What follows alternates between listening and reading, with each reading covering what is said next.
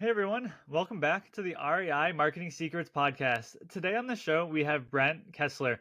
And Brent, for our audience out there that's just learning about yourself for the first time, which to me would be amazing, but for them that's learning about you, do you mind just going into a little bit of background and who you are? Yeah, absolutely, Trevor.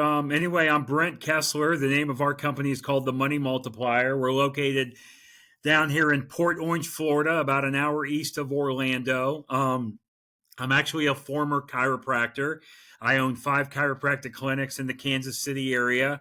I haven't practiced in several years. As a matter of fact, the last time I practiced was in 2008. However, I own clinics. I sold my last one in 2017. This concept that I teach called the Money Multiplier, I've been teaching it since 2012, March of 2012. So I'm just a little over 12 years old now.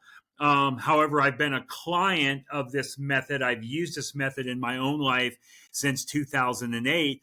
However, I first heard about it in 2006. But back when I first heard about it, I thought it was too good to be true. I thought there had to be a catch and there was something that I wasn't being told. But of course, I later found out that wasn't the case. So now I teach this concept, the money multiplier concept, all around the country on Zoom meetings, virtual meetings, podcasts like this, live events, all around the country on all stages, primarily stages that have to do with real estate. That would be the bulk of the stages that I teach on. But there's other stages also that I speak on as well. Yeah, that's awesome. And I would say probably being in Florida is probably being a little bit warmer than where I am in New York. I know we were discussing we got a couple inches of snow here, so I'm a little jealous of you being in the nice. Hopefully, it's nice and sunny there. But for those listening, what is the money multiplier method, and how does it work? Yeah, basically the money multiplier method, it's just all driven from a concept called the infinite banking concept. So there's a gentleman, and I got this book here. It's called Becoming Your Own Banker. And the guy that wrote this book is R. Nelson Nash. Now, R. Nelson Nash, he passed away about 5 years ago, back in 2019 at age 87 years old. But anyway, this book that Nelson wrote, this is a book that you want to purchase. You want to add this book to your wealth building library. I'm not here to sell you a book. I just want you to know where the information comes from, right? So Nelson was my mentor. And basically what it does in a nutshell is it helps you, it teaches you how to build, keep, and create wealth through your own debts and expenses that you already have. Let me give you an example. So anyway, the thing that like all of us do is go out and buy stuff. We could buy houses, cars, etc. Let's just use an example of a car. A person goes out and buys a car, and so how do they pay for that car? They like either do one of three ways. They pay for it one of three ways. They pay cash for it, they bank finance it, or they lease it, right? So in other words, what they have to do is they have to take their money and they have to give it to the car dealer, and the car dealer will give them the car. They get the money, you get the car. That's the way we've always bought cars, right? So then after that happens, the transaction is normally over. But if you add this one simple step, this infinite banking concept, now not only are you getting, okay, so now the thing is not only do you give the seller the money for the car and you get the car, but by adding this one concept, you now have a system to recapture and recycle all of those dollars that had gone out to buy that car. So in other words, what you do, Trevor, is you get the car and you recapture the money back. And I know that sounds crazy, right? Like I said earlier, it sounds a little too good to be true. But the concept itself is not new. It's not on trial. I didn't invent it. This guy, R. Nelson Nash, didn't invent it. It's been around for over 200 years.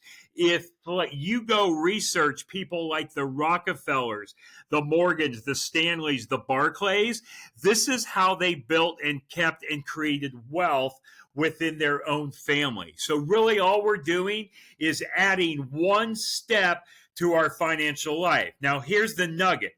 The nugget is, well, how do we use this infinite banking concept, right? And again, I explain that in great, great detail. As a matter of fact, if you go to our website, www.themoneymultiplier.com, I have a 90 plus minute recorded presentation that goes in to how this concept is all built, right? But all right. So anyway, the high level of it is it's built through using cash value whole life insurance policies. Now, I know that scares a lot of the listeners when I say whole life insurance, but keep in mind, this is not any type of whole life insurance policy. No, no, no. This is not the life insurance policy that you can go buy from your brother-in-law that sells life insurance. We all have a brother-in-law that sells life insurance. I get it. It is not that type of policy. This is a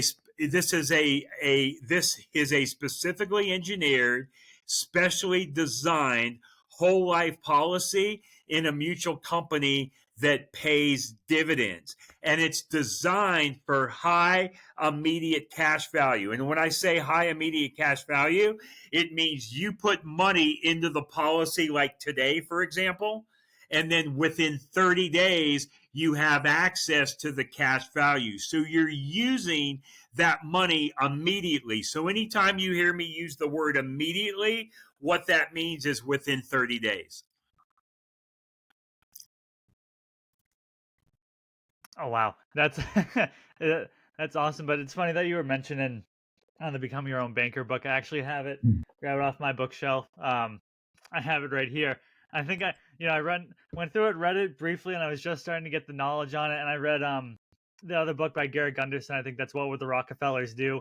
I know you mentioned the Rockefeller family, but curious from a perspective when it comes to the whole life process, and I was sort of going back and forth on it on my own. I think part of the reason I never went through with it is when I was going through the whole gamut is right about the time we had our daughter back in June. And so I think I kind of put it on the shelf, and now I'm like, I kind of want to get back into it because I'm thinking like me and my wife, we went out and bought a car and we just paid cash for the car. So the car was, $30,000. We just pay the $30,000. That's that, that's the end of the day. We're not, that money's basically gone. I mean, yeah, it's some sort of an asset, but obviously it's going to depreciate the more time that we use it, where it would have been nice to take out the value of 30,000, pay the car, but then still earn that interest coming back, or the interest coming back on it. But just curious, when it comes to the whole life policy within itself, are there certain like companies that you steer people towards? Is it like, I know like William Penn, or I'm just trying to think like the different insurance companies out there. Is there like a specific companies you work for? Or is it more a state by state basis depending on where the client or the person you're helping get the setup with resides? Yeah, well, yeah. So anyway, just to answer that question directly, like I work with 5 different companies. They're all mutual life insurance companies. So right, so like I am I'm the agent that a person would come through to start a policy. No matter who you start a policy with, the thing you have to do is you have to go to an agent or an agency, right? So I never get paid at all from the client. The client never pays me. Let's just say, Trevor, let's say you were my client and you wanted to start one of these policies and you were going to do it with me. Never, ever are you going to pay me a dime. I get paid one way only. I get paid the same way that your car insurance guy or gal gets paid. For example, if you go to John Smith, the Allstate man, to buy car insurance, the check that you write is not to John Smith. You write it to Allstate, and Allstate pays John Smith a commission, right? So I get paid a commission on the policy that you start. Now, the thing about that commission is I don't determine how much I get paid, and you don't determine how much I get paid. The insurance company makes that determination, but I get paid a way smaller amount of commission because of the way I designed the policy, because I designed the policy to where it is going to be used for that high immediate cash value. And in order to design it that way, I have to cut a significant amount of my commission. And when I say a significant amount, I mean 60 to 90% is what I have to cut. Now, that's the reason that these policies are different, is because you have the immediate cash value. Because if you know anything about life insurance or whole life insurance, if like you or any of your listeners have any or have purchased any in the past, the one thing you notice is that there's no cash value in the first year, none in the second year, very little in the third year. And the reason is because of the design and the policy. All of that, all right, because that money is all going towards what we call base premium, which has no cash value, and it's big commission products for the insurance agent. Now, to answer your question about the companies I write with a company called One America, sometimes referred to as American United Life. They're headquartered in Indianapolis, Indiana. If you've ever been downtown Indianapolis, you see these big high-rise buildings. A few of them have One America on the top of them. Okay, that's One America. The other one is called Lafayette Life. They're out of Cincinnati, Ohio. There's another one that I would probably use for you called Security Mutual Life of New York. And the reason is because New York is a very odd state. Not everybody, here, hang on, let me say that again. Not every insurance company does business in New York. Only a select few of these mutual companies do business in New York. So Security Mutual Life of New York is one of them. Another one is Guardian, and another one is Penn Mutual. But Penn Mutual doesn't do business in New York anymore. So you being from New York, even though I write with 5 companies, I only have 2 to choose from to work with you, unless you had residence somewhere else other than New York. Now, that's not a bad thing, right? All the companies we work with are great, great companies, but kind of like you alluded to earlier, it depends a lot who we're going to use based on the client themselves, right? So based on their needs and goals, also based on your age and health, and then finally, what we just mentioned, based on the state that you live in. They're all great companies. I have 28 of these life insurance policies. I buy at least one every 1 to 2 years.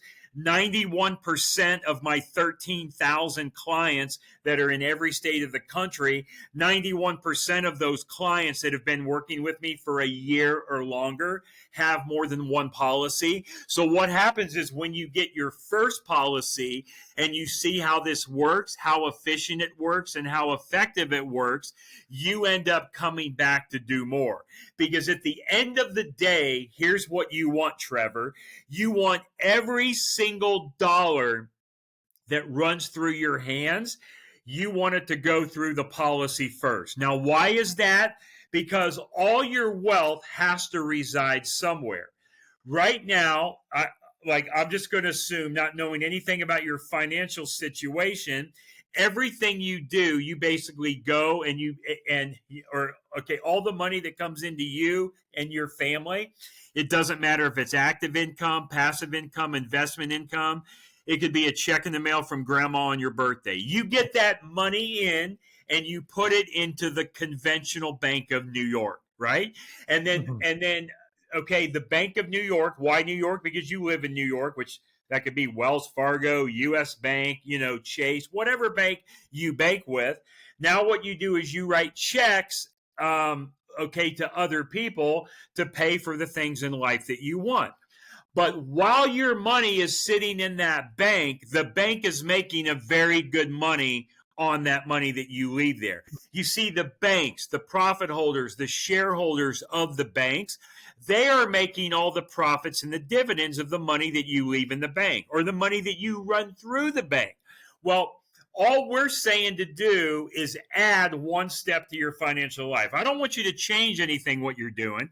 I don't want you to work harder, change your cash flow, take any additional risk, or lose control of your money.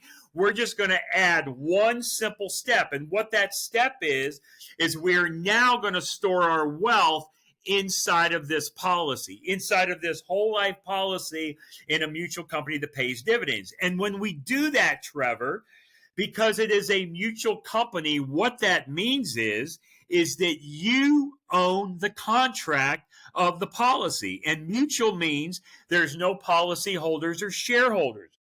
So unlike a conventional bank where they make the profits and the dividends, okay, in a mutual company, you make those profits and dividends. So all of your money is inside of your policy, okay? And a lot of it is in that cash value form that you're going to end up earning the the profits and the dividends of that money. Let's go back real quick to the example you just said that you went out in June and bought a $30,000 car and paid cash for it.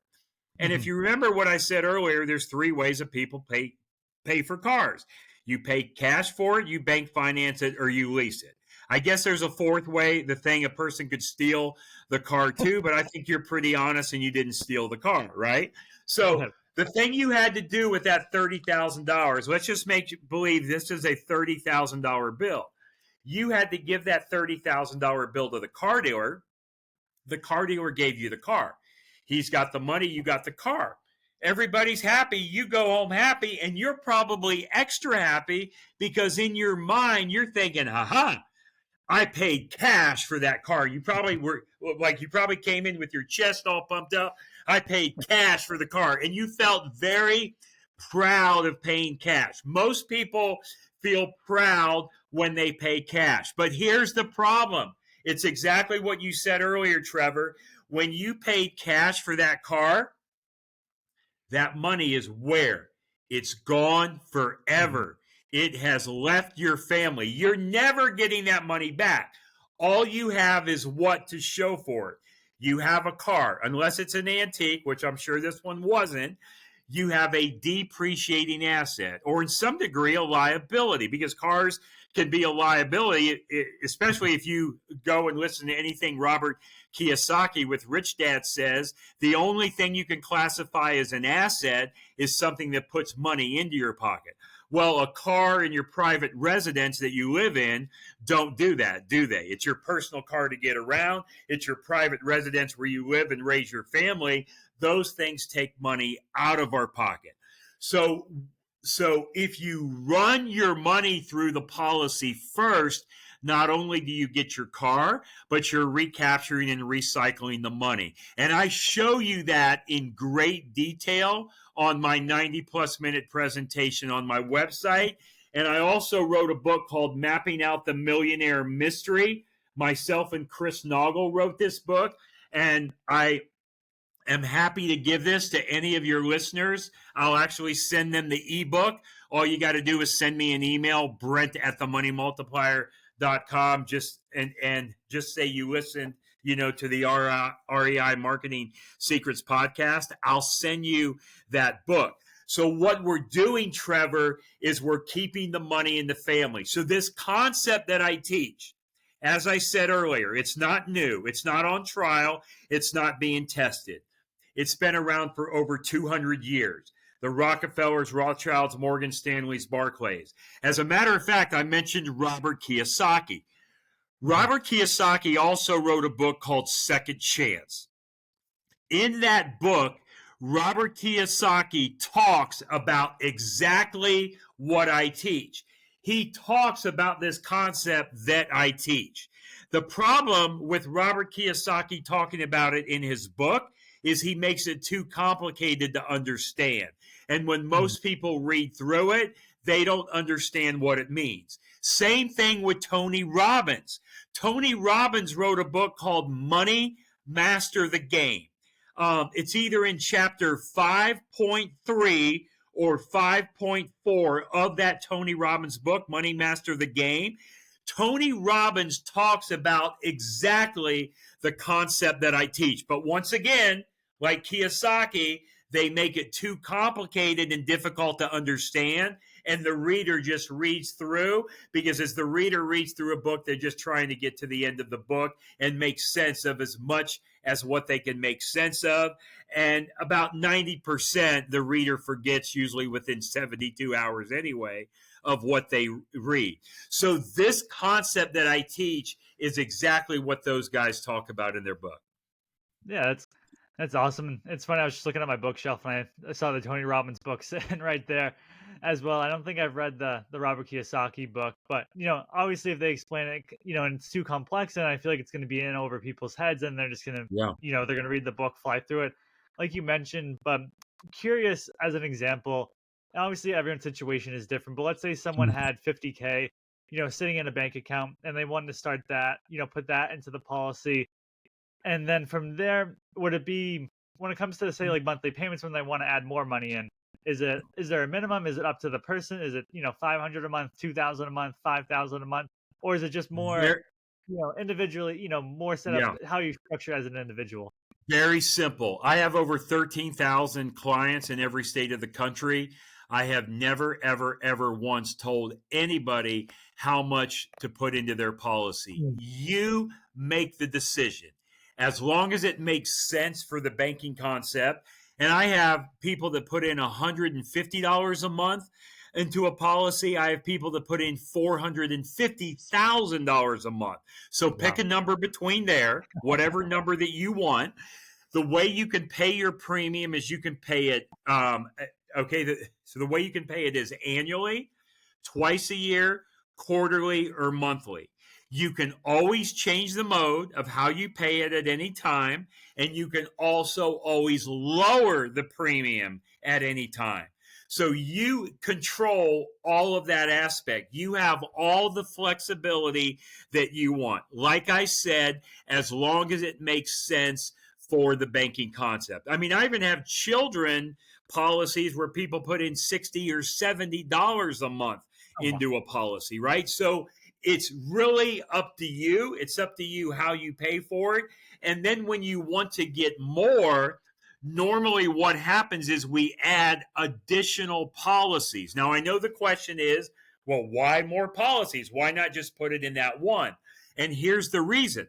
Because earlier you just heard me say I own 28 policies, and you're thinking, well, why does he own 28? Why doesn't he have just one?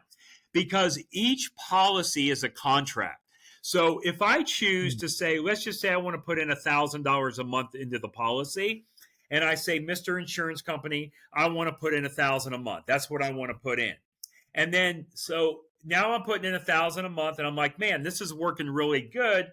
Instead of putting in 1,000 a month, I want to put in 2,000 a month. Well, I can put in 2,000 a month, but I can't put it into that policy. And the reason is because when it was originally set up and designed, it was only designed to put in $1,000 a month. So if Mm. you try to overfill the policy, so like for example, I'm holding this glass of water. Let's just say there's 12 ounces in this glass. I could never put 15 ounces of water in this no matter how hard I tried. It wouldn't hold it. Same thing with the policy. You can't overfill that policy that you've already established that contract for. Now the thing I could always just take water out of it, I could always lower it, but I can't overfill it because if I overfill it, then it becomes something that we call a MEC. And what that word stands for is Modified Endowment Contract. Now, so anyway, that MEC came into effect. It was around June of 1988. And guess who put that into effect? Our good old government. And why did the good old government put that into effect? Because people were trying to put all this money into these life policies because of the tax benefits that you get from it, right? They were trying to stuff all this money into the policy, and the government said, oh, no, you can't stuff those policies with money. So they create this thing called a MEC. So if your policy becomes a MEC, now it is no longer treated as an insurance contract. It's treated as an investment, and it's subject to taxation. And so the thing we don't want is we don't want any taxation on our policy because remember, whole life insurance is a tax-free growth rate environment, and the Mhm. government's out of your hair. And the government doesn't necessarily like to be out of your hair. They want to be in your crap all the time. They don't want it to be where you got money and they're not in it. Well, in a whole life policy in a mutual company, the growth inside of the policy grows tax free. When you put premium into the policy, you're putting it in with after tax dollars, which is a great thing because what we all want to do is pay tax on our money one time only, get that money into a tax free environment, and get the government out of our hair. So, this is why we add additional policies because people want to come back and add extra premium. Oh, yeah, that's super helpful.